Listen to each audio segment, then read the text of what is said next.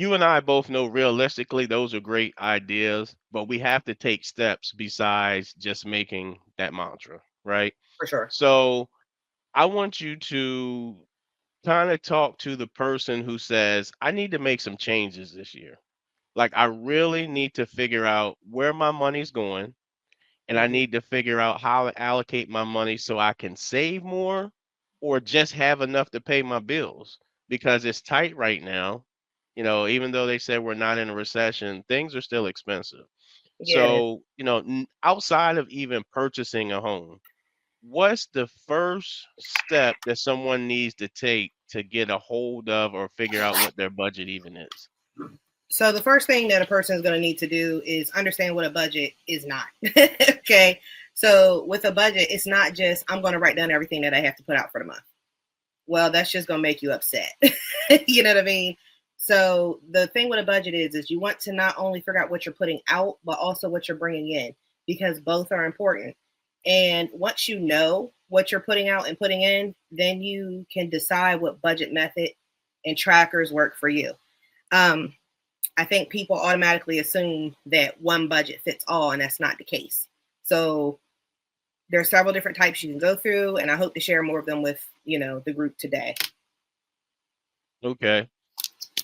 Yeah. Oh, this is the hard part. Uh huh. You're married, I'm married, right? Uh huh. How important is buy-in from your spouse on budgeting? Oh, it's essential, and because you can create the budget and you can make the plan, but you have to be on the same page. Because if you're not, then your spouse might. My husband, he's going to have a different opinion on what needs to happen from what I have, and we might have different priorities, and not even just your spouse, but if you have children, because we all know that they're going to come up with something the day before it's due. I got a field trip. When's it due? Tomorrow. What? You know what I mean? So you want buy-in from everybody that's within your household.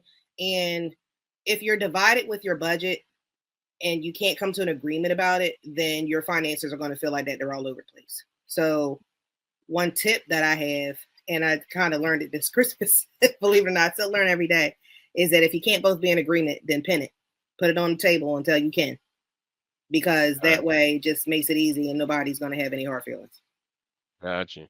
So you said it's not just about putting down, say that again, not just putting down your expenses. What Hmm. should you do? Like, matter of fact, where do I even put it? Is there a budget worksheet I can find? Like, is there a notepad we Yeah. take? Like, where do we figure that all out at?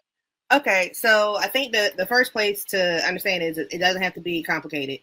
Um, I use a budget planner. I like to have something in my hand, but everybody's different. If you have a notebook, you can use a notebook. I was trying to see if I had one close. This is my old one. So I had a budget planner like this, where every month I would go in and write it down. Some people might just use a regular note pen and pad, but the important part is documenting what comes in and what goes out. We don't care what you put it on. You can put it on an app. I like RocketMoney. I don't use it because I'm the type that I have to see it, but I like RocketMoney. You need a budget or EveryDollar. Those are all really good budgeting apps. A lot of people's banks will show you what comes in and goes out if you're trying to figure that out, because that's the starting phase. You have to figure out where the money is going and how much of it is coming in. Once you determine that, whatever method you choose, it doesn't matter. It's not complicated. Just choose a method that works. You're going to have to choose the budget type. Now, if you're like, well, Shannon, I don't know what I spend every day because I just swipe my card, I just Cash App, I use Apple Pay because I'm guilty sometimes too, you know, then pull your bank statement. Look at your bank statement from the month before and write down what you spent and what came in. Because 9 times out of 10, that's going to be the most accurate picture of what your spending is doing. Does it make sense? It does make sense. That does Okay. make sense. And then that way Um, you don't miss anything. got you. Mm-hmm. So there's still some old school people, right? That Mm-hmm. you know, right now we're in a society where going to bank, I mean, you get paid, it goes directly in the bank, but there's still some people who go to the bank and physically take out all of their money, right? Right. Mm-hmm. How should that person budget? Like, how do they Okay. figure out their budget if they take out everything, get the receipt, ball it up, toss it in the trash, and going out the store? Mm-hmm. So that type of person, there's a good thing about budget is there's different budget types for every personality. So for that person who likes to see it, you can do something like cash envelopes. So where you can get like a binder, and I don't know if everybody can see this. I don't know We if can you can see it. see or what it looks like. Okay. So this is a binder. I've tried a few of them. You have different slots for different things, and you have to know what you're putting out. But if you want to save for, let's say, your car insurance, you'll put the amount of money in for your car insurance into the car insurance envelope. Whatever you might have to spend for your rent or for your mortgage, you put in rent and mortgage calendar folder.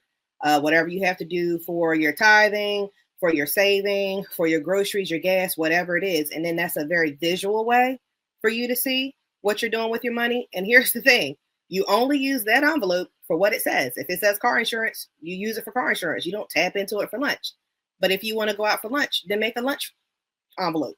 So budgets aren't restrictive. They are giving you permission to live however you want, but you just have to stick to whatever it is that you have there. Because if you don't, then that's when your budget will get out of place. Got you.